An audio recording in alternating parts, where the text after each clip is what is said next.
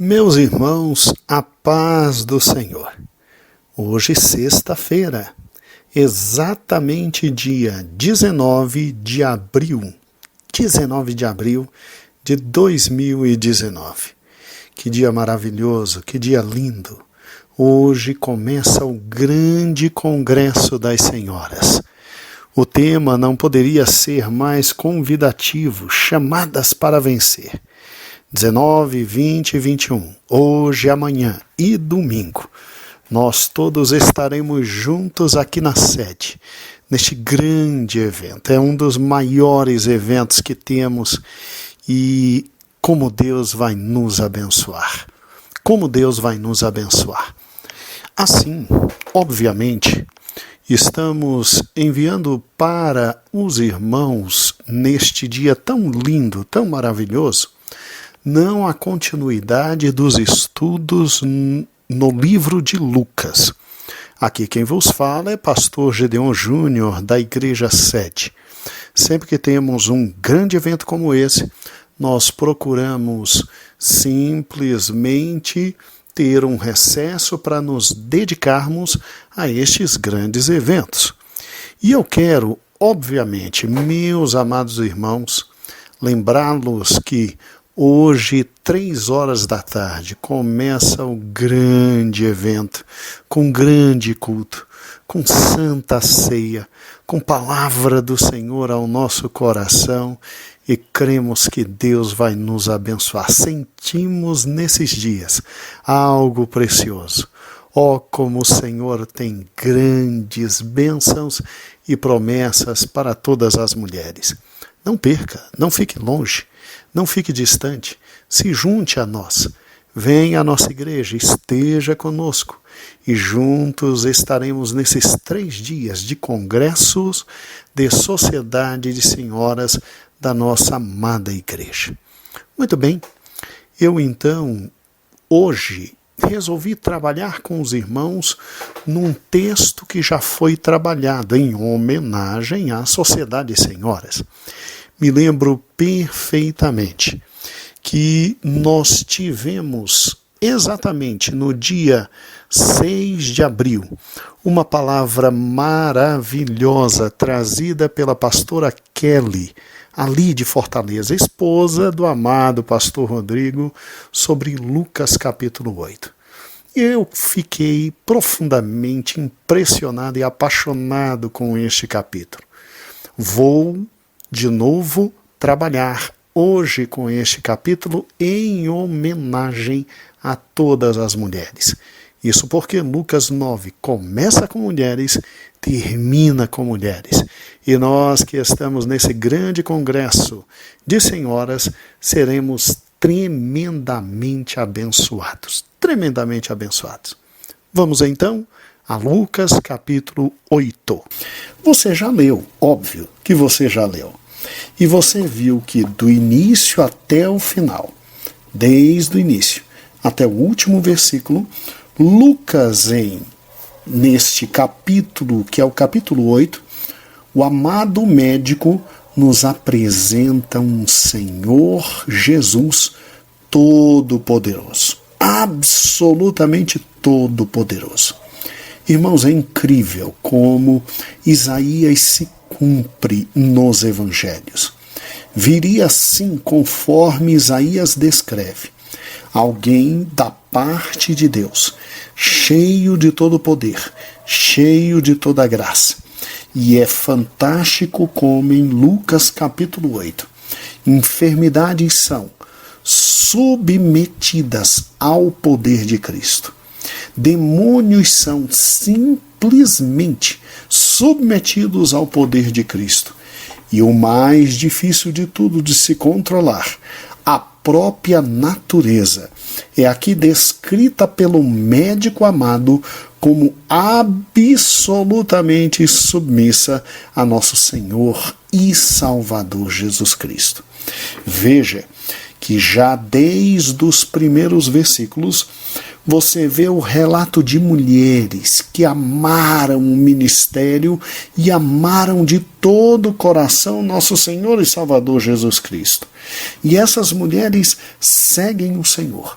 Essas mulheres se dedicam ao Senhor como discípulas amadas e tudo que elas têm entregam ao Senhor.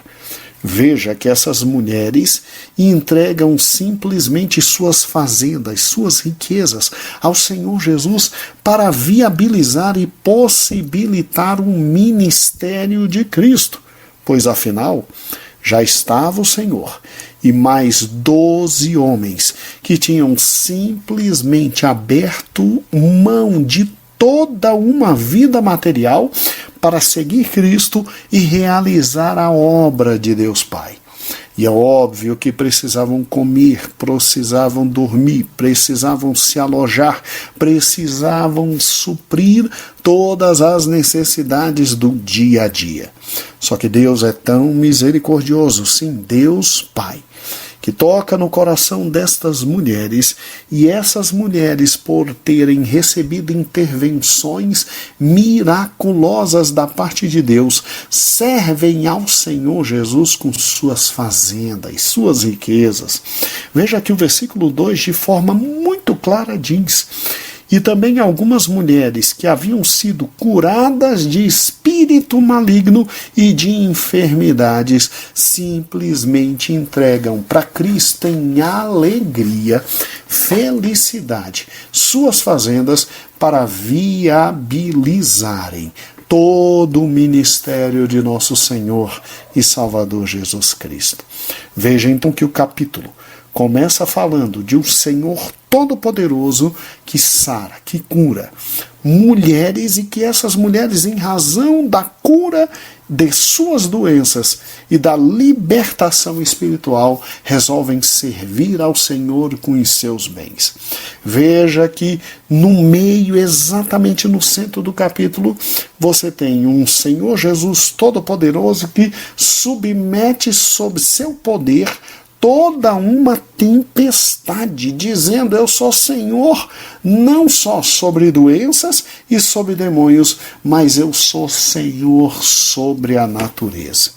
E depois que é descrita a vitória de Cristo sobre tempestade, sobre a natureza, você vê que simplesmente do versículo 26 em diante, até o versículo de número 39, você vê o Senhor dando saúde de forma extraordinária a um homem terrivelmente endemoniado. E como se não bastasse todos esses grandes feitos, Jesus é chamado pelo chefe da sinagoga para simplesmente ir à casa dele e tocar, curar, fazer algo por sua filha, de nome Talita, e no meio do caminho ele é simplesmente tocado por uma mulher que há mais de 12 anos sofria com uma hemorragia que não parava e não se curava. E ele, obviamente, é tocado por essa mulher. Essa mulher toca de forma diferente. Ele sente de forma especial esse toque. Dele sai virtude. Essa mulher é curada. E após diálogo com essa mulher, Jesus vai diretamente à casa de Jairo e simplesmente cura a sua filhinha. Então veja que o que domina Lucas capítulo 8 é simplesmente um Deus miraculoso, um Deus todo-poderoso, um Deus capaz de simplesmente submeter a sua voz, a sua ordem, o seu poder, absolutamente tudo que existe no universo e no mundo. Sim, meus amados irmãos, este é o Cristo a quem servimos. Senhor Todo-Poderoso, Senhor Deus de todas as coisas, Deus de grandes feitos, Deus de grandes milagres, Deus de prodígios, Deus de maravilhas. E olha que quem escreve aqui é um médico. Lembre-se que Lucas era um médico amado. Lembre-se que Lucas conhecia, obviamente, toda a dificuldade que estava por trás de todas as enfermidades. E ele começa e termina simplesmente descrevendo de forma extraordinária, fantástica e extraordinária tudo que Deus tinha feito à humanidade por intermédio de seu Filho amado Jesus Cristo.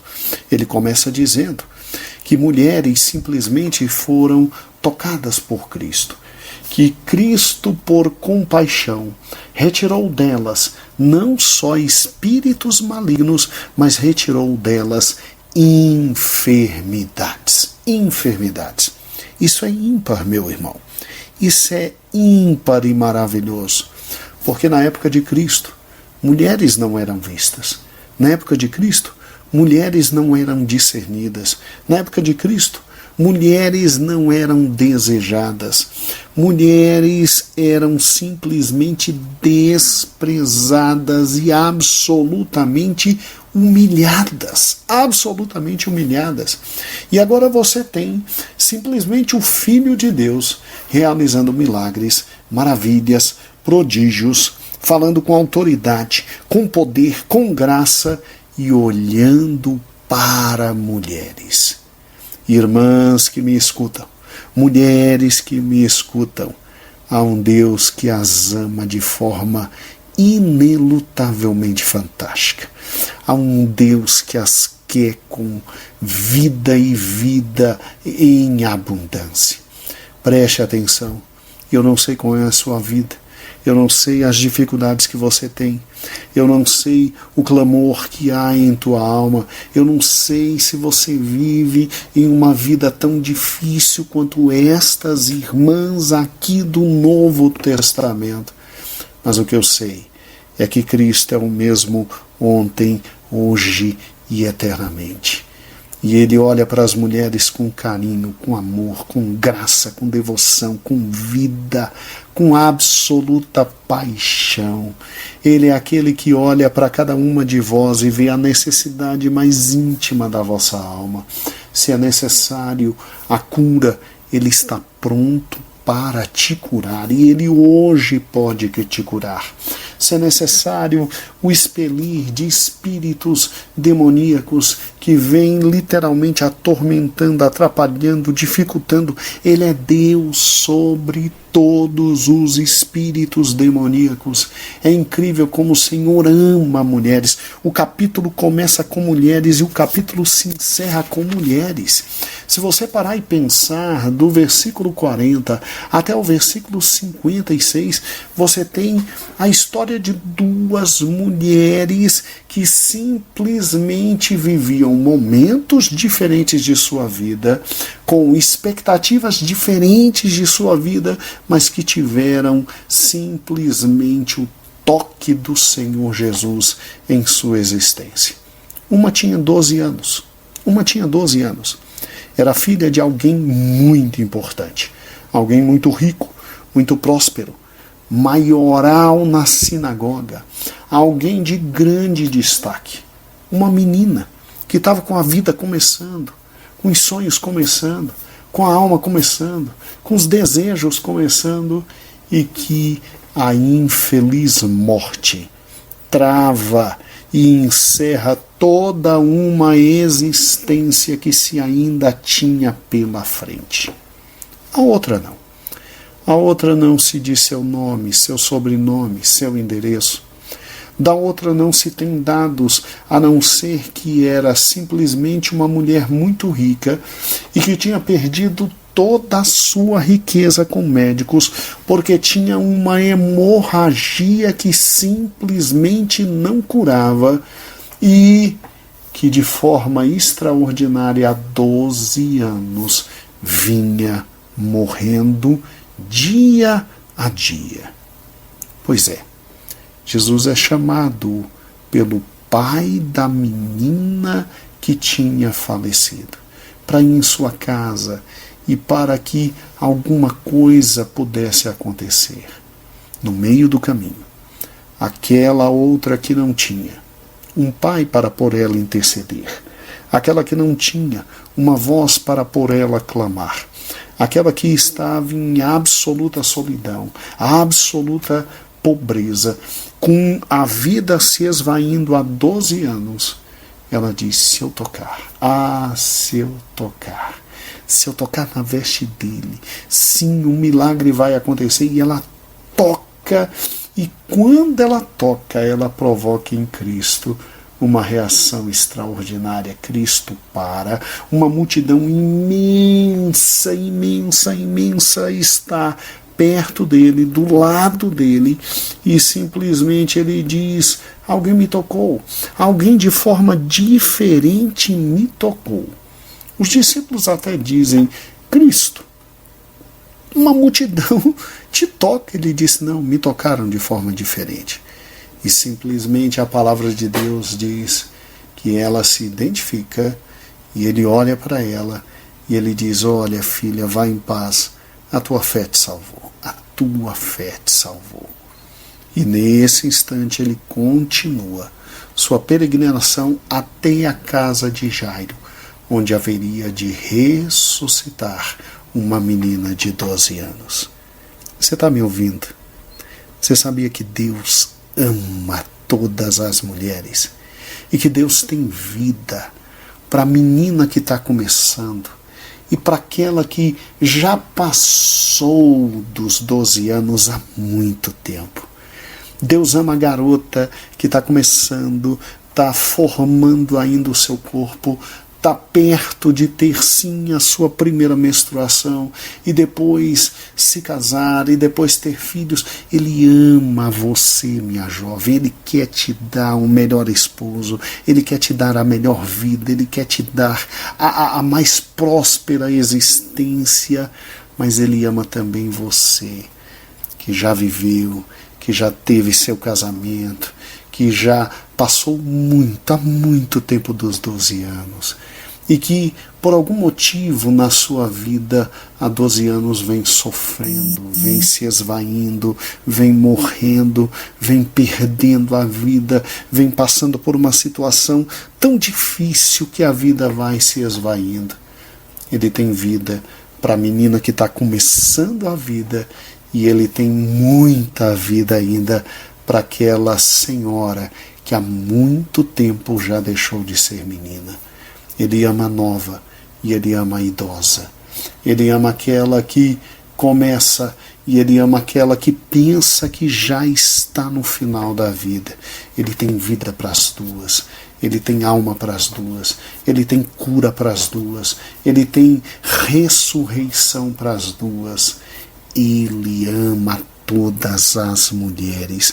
Irmãs, não é à toa que todas essas mulheres que são tocadas por ele, que são amadas por ele, que são ouvidas por ele, que são objeto de carinho por ele, olham para ele e dizem: o que está faltando para o meu mestre? Eu vou pegar minha fazenda, eu vou investir no ministério dele, eu vou investir em tudo que ele faz. Oh, irmãos, o que seria da igreja sem as mulheres? O que seria dos ministérios sem as mulheres? O que seria da nossa vida sem o amor dessas mulheres? Oh, como vós sois fortes, sois fantásticas, como a vida se perfaz de forma extraordinária com vocês. O que seria da igreja sem cada uma das mulheres? Como vocês amam, como vocês se entregam, como vocês não têm simplesmente dimensões pequenas para entregar a vida, a alma, o coração, os intentos, as riquezas para o Senhor Jesus. Oh, como Deus as ama! Deus ama cada uma de vocês. E é óbvio que um capítulo como esse, que começa com cura, que termina com cura. É lógico que nos faz entender que Jesus era muito mais que um judeu, muito mais que um filho, muito mais que um parente.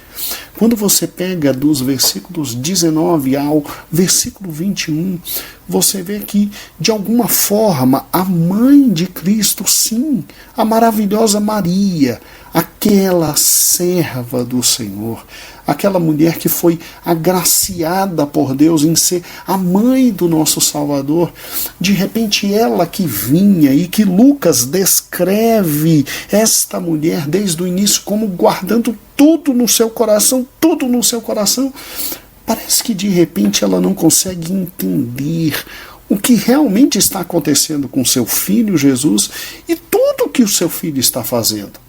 Porque o versículo 19, 20 e 21 dizem a Cristo: olha, tua mãe está aí, teus irmãos estão aí. Maria não gerou somente a Cristo. Maria depois manteve relações sexuais com José, seu esposo, como toda boa judia. E ela teve outros filhos. Quando você lê Mateus, capítulo 12, do capítulo 46 a 50, quando você lê Marcos, capítulo 3, do versículo 31 a 35, você vê inclusive os nomes dos irmãos de Jesus. E Maria vai atrás de Jesus, Maria quer conversar com Jesus, Maria quer dialogar com Jesus.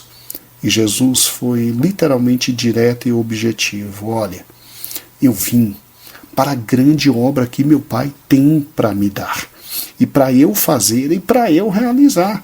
Assim, eu não tenho mais tempo de atender minha mãe e meus irmãos. E quero ainda dizer, minha mãe e meus irmãos são aqueles que ouvem a palavra de Deus e executam. Amados irmãos, Cristo, com certeza, era como Filho de Deus, um ser mais importante no primeiro século. E não que ele tenha desprezado sua mãe e seus irmãos, mas aquele que é chamado para o ministério de Deus não pode se atrapalhar com coisas dessa vida, não pode se atrapalhar com coisas dessa vida. E é óbvio que a família tem que estar com ele no ministério, não tem o que fazer. Por isso que ele traz essa palavra tão forte e de repreensão a Maria. E eu quero terminar aqui falando do Senhor, que é Deus não só sobre enfermidades ou sobre doenças, é Deus sobre a natureza. Irmãos, dominar enfermidades, curar enfermidades, expulsar demônios já é algo fantástico, mas dominar a natureza, só Jesus Cristo. E quando você pega do versículo 22 ao versículo 25, você vê um Cristo que é Senhor sobre todas as coisas, inclusive sobre a natureza. Tu estás entendendo o que Deus está falando contigo neste dia, neste momento? Lucas está descrevendo um Senhor que é Senhor sobre todas as coisas. Então, se você tiver enfermidade, Deus vai te curar. Se você está com problemas sérios, Ele é Senhor para resolver teus problemas. Se você está em dificuldades tamanhas que você não vê a viabilidade do milagre, quem é Deus sobre a natureza é Deus sobre todas as coisas. Eu vou orar agora por você. Vou orar por tuas enfermidades, vou orar por teus problemas, vou orar pelas tuas grandes tormentas. E Deus terá misericórdia de você. Senhor Deus, nós lemos a tua palavra. E o capítulo 8, Lucas nos traz um Deus todo-poderoso, um Senhor sobre todas as coisas, um Senhor sobre tempestades, ou seja, a natureza está sob teus pés. Um Senhor sobre demônios, sobre dificuldades, sobre enfermidades. Tu és Senhor sobre tudo. Abençoa agora meu irmão, abençoa agora a minha irmã, abençoa, Senhor, com saúde, com paz, com vida, com graça, com poder, Deus. Supre as necessidades do meu irmão e da minha irmã. Como Tu és Deus fantástico, Tu viestes não só para homens, mas Tu viestes sobremodo para abençoar mulheres, e eu Te peço, abençoa todas nossas ouvintes que agora ouvem e que se curvam diante de Ti e que dizem: ó Deus, tem misericórdia de mim. Senhor Deus, por fim Te pedimos, dá-nos um congresso abençoado, cheio do Teu Espírito, cheio da Tua graça. Abençoa cada irmã que for louvar, cada irmã que for trazer a palavra. Nós nos alegramos por esse momento tão digno e precioso. E louvado seja o Teu nome por todas estas mulheres amadas que desde o Antigo Testamento Tu levantastes para a honra, louvor e glória do Teu nome. Amém e amém.